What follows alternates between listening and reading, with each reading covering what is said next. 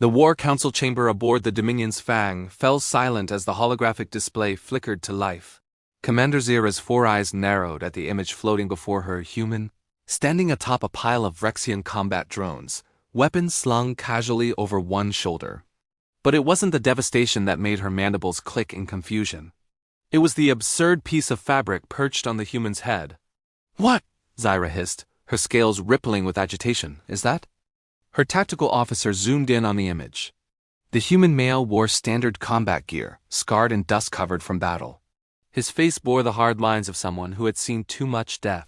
But crowning his head was a wide-brimmed hat, faded brown with a circular indentation at the top, a ribbon wrapped around its base. It looked ceremonial, decorative, utterly useless.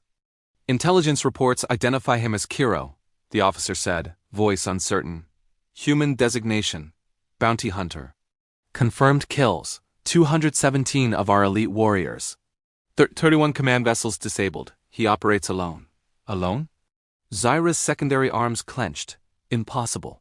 No single organism could. "The evidence is irrefutable, Commander. Every site he visits becomes a graveyard. He has single-handedly destabilized our occupation of the outer colonies." Zira stared at the hat.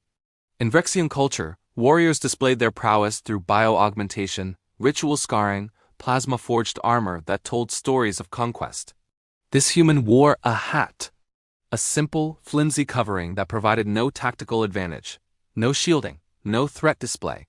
Is this mockery? Zira's voice dropped to a dangerous whisper. Does he wear this ridiculous ornament to insult us? To suggest we are so beneath him that he needs not proper armor? The council chamber erupted in angry clicks and hisses. The idea that this human, this apex predator who had become a nightmare whispered across every Rexem frequency would adorn himself so foolishly felt like a calculated insult. "Deploy Hunter Pack Theta," Zira commanded. 20 of our finest. Full combat augmentation. I want to know if this Kiro is truly as dangerous as the legends suggest, or if he is merely lucky. And I want that hat brought to me as proof of his demise. The hunting pack found Kiro 3 cycles later on Dust World 447, a desert planet stripped of resources and abandoned by both sides. Theta leader's thermal scanners picked up the human's heat signature near a canyon ridge. The team spread out in a perfect envelopment pattern, weapons charged, optical camouflage engaged. Through his scope, Theta leader watched Kiro sitting on a rock, that absurd hat tilted back on his head, eating something from a metal tin. The human seemed completely unaware of the 20 killers surrounding him. "Target acquired," Theta leader whispered into comms. "Preparing to..." Kiro's head turned slightly. Even from 300 meters away, Theta leader felt the weight of those eyes. The human set down his meal, stood slowly, and adjusted his hat with one finger, pushing the brim down to shade his eyes from the twin suns. Then he moved. Theta leader had fought humans before. They were persistence predators, clever with tools, surprisingly durable. But this was different. Kiro didn't run for cover. He walked forward, and as he walked, his hand blurred to the weapon at his hip. The first shot took out Theta 7 before his camouflage even flickered. The second killed Theta 12 as she tried to reposition. Kiro's movements were economical, precise, almost lazy in their efficiency. He fired, reloaded, fired again with a rhythm that felt inevitable. Theta leader screamed orders, but his pack was already breaking formation, panic overriding training. The human with the ridiculous hat had become a specter of death, walking through their lines as if they were nothing more than targets in a simulation. When Theta leader finally died a bullet through his primary heart, his last sight was that hat, pristine and unmoved, as Kiro stepped over his body without breaking stride. Zira watched the tactical feed 3 times before she believed it. 20 warriors, elite, augmented, dead in under 4 minutes. And through it all, the hat never fell from the human's head. "Prepare my personal combat frame," she growled. "If this human wishes to make fools of us, I will face him myself. I will tear that mockery from his corpse and understand what manner of creature we face." Her officers protested, but Zira was a warrior before she was a commander. Pride and fury drove her to the surface of Dust World 447, where scavenger drones had already located Kiro's next position. She found him at sunset, standing on a ridge overlooking a valley of bones, the remains of an ancient Rexian colony, picked clean by time and scavengers. He didn't turn when her combat frame's heavy footfalls announced her arrival. each step cracking the hardened clay beneath. Human, Zira's voice boomed through her framed speakers. I am Commander Zira of the Vrexian Dominion. You have killed many of my warriors. You wear that absurd covering as if this is a game. Face me now and let us end this charade.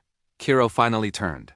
Up close, Zira could see the exhaustion in his face, the way his shoulders carried weight that had nothing to do with equipment.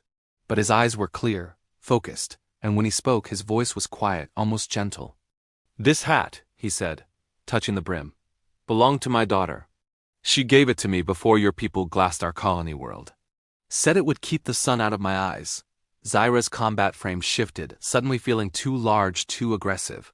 She was 7 years old, Kiro continued. She loved old Earth westerns, cowboys and outlaws. She made me promise to wear it. Said it made me look heroic. The human's hand rested on his weapon, but he didn't draw. Not yet. You think I wear this to mock you? Kiro's voice hardened. I wear this because it's all I have left of her. Because every time I put it on, I remember why I hunt. Not for bounties. Not for glory. For her. For every human child your dominion turned to ash. Zira understood then. This wasn't mockery. This was grief weaponized. This was a father who had become something more dangerous than any augmented warrior, a human with nothing left to lose and everything to remember. The warriors you send, Kiro said, they fight for honor, for the dominion, for conquest. He finally drew his weapon, the motion smooth and practiced. I fight because I made a promise to a little girl in a hat. The combat frame systems screamed warnings, but Zira knew they were meaningless. She had come seeking understanding, and she had found it. Humans didn't need ritual scarring or bio-augmentation to be dangerous. They just needed a reason. And reasons, she realized as Kuro's first shot shattered her primary viewport, were the most terrifying weapons in the universe. Epilogue. The report that reached the Vrexian High Command 3 cycles later was brief. Commander Zira, deceased. Hunter Pack Theta, annihilated. Human designated Kiro remains at large. Attached to the report was a single image, a hat, brown and weathered, sitting on a rock beneath alien stars. Beside it, scratched into the stone in Vrexian script, a message. This is not mockery. This is memory. Learn the difference. The High Command, for the first time in the Vrexian Dominion's proud history, issued a full retreat from human space. Some wars, they learned, cannot be won against someone who fights not for victory, but for remembrance.